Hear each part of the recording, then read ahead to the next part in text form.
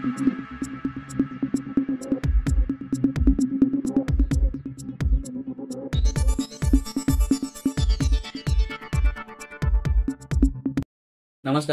पाहूयात शेअर मार्केटमधील काही ताज्या घडामोडी. गुरुवारी दिवसभराच्या कामकाजानंतर निफ्टी 8.50 अंकांनी घसरून 24,316 वर बंद झाला, तर सेन्सेक्स 27 अंकांनी घसरून 79,897 वर बंद झाला. निफ्टी बँक 81 अंकांच्या वाढीसह 52,271 च्या पातळीवर बंद झाला. निफ्टीचा मिडकॅप निर्देशांक 227 अंकांच्या वाढीसह 57,148 च्या पातळीवर बंद झालाय. गुरुवारी शेअर बाजार बंद झाल्यानंतर पुढील स्टॉकबाबत अनेक बातम्या आहेत. त्यांचा परिणाम शुक्रवारच्या ट्रेडिंग सत्रात दिसून येईल. TCS जून 2024ला संपलेल्या आर्थिक वर्ष 2025च्या पहिल्या तिमाहीत कंपनीचा नफा 12,040 कोटी रुपयांवर आलाय. मार्च 2024ला संपलेल्या तिमाहीत कंपनीचा नफा 12,434 कोटी रुपये होता. मात्र बाजाराने 11,989 कोटी रुपयांच्या नफ्याचा अंदाज व्यक्त केला होता. TCSच्या उत्पन्नात वाढ झाली आहे. कंपनीचे उत्पन्न दर तिमाही 61,237 कोटी रुपयांवरून 62,613 कोटी रुपये झाले. जूनच्या तिमाहीत कंपनीचे उत्पन्न $730 कोटी वरून $750 कोटी तिमाही दर तिमाहीपर्यंत वाढले, तर LTM अॅट्रिशन 12.1% आले. जून तिमाहीत कंपनीच्या महसुलात 2.2% इतकी वाढ झाली. TCSने निकालांसोबतच डिव्हिडंडही जाहीर केलाय. कंपनीने प्रति शेअर ₹10 इतका इंटरिम डिव्हिडंड जाहीर केलाय. आनंद राठी वेल्थ कंपनीने जून 2024ला संपलेल्या तिमाहीचे निकाल जाहीर केलेत. आर्थिक वर्ष 2025च्या पहिल्या तिमाहीत कंपनीचा नफा 37.9% वाढून 73.2 कोटी रुपयांवर पोहोचलाय, जो एका वर्षापूर्वी याच तिमाहीत 53.1 कोटी रुपये होता. कंपनीचे उत्पन्न 35.8% वाढून 237.6 कोटी रुपये झाले, जे एका वर्षापूर्वी या तिमाहीत 175 कोटी रुपये होते. गुरुवारी कंपनीचा स्टॉक 0.53% वाढीसह 4,142 रुपयांच्या पातळीवर बंद झालाय.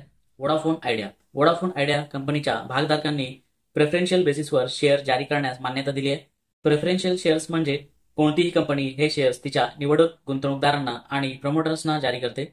शुक्रवारी वोडाफोन आयडियाचा शेअर 0.50% घसरून 16.56 रुपयांवर बंद झाला. एका आठवड्यात हा शेअर 5% घसरलाय, तर 3 महिन्यात त्यात 30% वाढ झाली आहे. एका वर्षात हा शेअर 125% वाढलाय.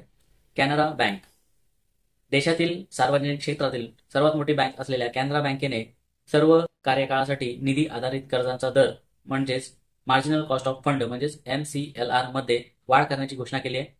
बँकेच्या म्हणण्यानुसार MCLR मध्ये 0.05% वाढ करण्यात आली आहे. वाढलेले MCLR दर शुक्रवारपासून लागू होणार आहेत.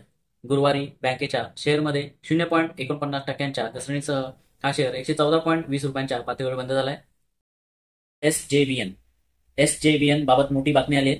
एक्सचेंजेसवर जारी करण्यात आलेल्या शेअर होल्डिंग पॅटर्नवरून असे दिसून आले आहे की केवळ 3 महिन्यात किरकोळ भागधारकांची म्हणजे रिटेल इन्व्हेस्टरची संख्या 12 लाखांपर्यंत वाढली आहे. याशिवाय देशांतर्गत म्युच्युअल फंडांनीही त्यांचे स्टेक वाढवलेत. जून तिमाहीच्या शेवटी म्युच्युअल फंडांनी SJVN मध्ये 1.56% हिस्सा घेतला, जो गेल्या आर्थिक वर्षाच्या मार्च तिमाहीत 1.54% होता. तथापि परदेशी पोर्टफोलिओ गुंतवणूकदारांचा हिस्सा जवळजवळ स्थिर आहे. सरकारकडे अजूनही 81.85% स्टेक आहेत. SJVN लिमिटेडचे शेअर गुरुवारी 6.05% वाढीसह बंद झाले. 2024 मध्ये आतापर्यंत हा स्टॉक जवळपास 63% वाढलाय.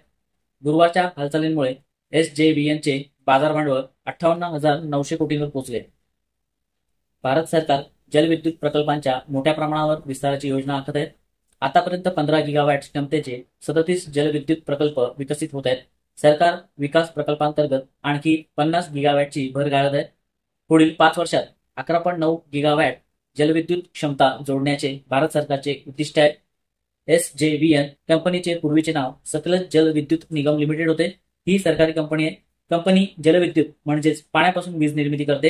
कंपनीची स्थापना 1988 मध्ये नागपा झाकरी पॉवर कॉर्पोरेशन म्हणून करण्यात आली, जो भारत सरकार आणि हिमाचल प्रदेश सरकारचा संयुक्त उपक्रम आहे. HDFC बँक तिच्या युनिट HDB फायनान्शियल सर्व्हिसेसमधील हिस्सेदारी विकण्यासाठी खासगी क्रेडिट फंडांची प्राथमिक बोलणी करत आहे. HDFC बँकेची HDB फायनान्शियलमध्ये 94.64% हिस्सेदारी आहे, ज्यांचे लोन बुक 31 मार्चपर्यंत 90,000 कोटी रुपयांपेक्षा जास्त होते.